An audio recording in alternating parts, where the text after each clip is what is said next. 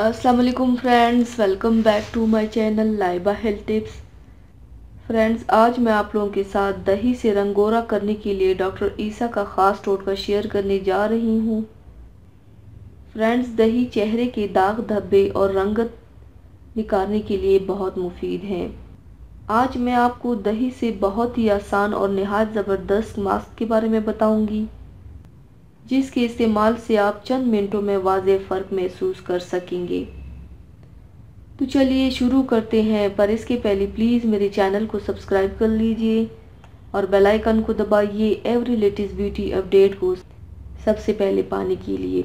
Mask बनाने के लिए सबसे पहले ब्लेंडर में 1 चम्मच दही डालें, 1 चम्मच मुल्तानी मिट्टी डालें और आधा खीरा छिलके समेत डालें।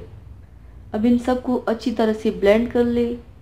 ब्लेंड करने के बाद इस मास्क को अपने चेहरे और गर्दन पर लगाएं। हल्के हाथों से मसाज करें। 15 से 20 मिनट तक छोड़ दें। 20 मिनट के बाद चेहरा धो लें। ये मास्क रंगत निकालने और तमाम स्याह दाग धब्बे दूर करने के लिए बहुत मुफीद है। तो व्यूवर्स, थैंक्स फॉर वॉचिंग। मेरी वीडियो को लाइक और शेयर ज़रूर कीजिएगा। मिलते हैं एक और नई वीडियो में, तब तक के लिए अल्लाह हाफिज़।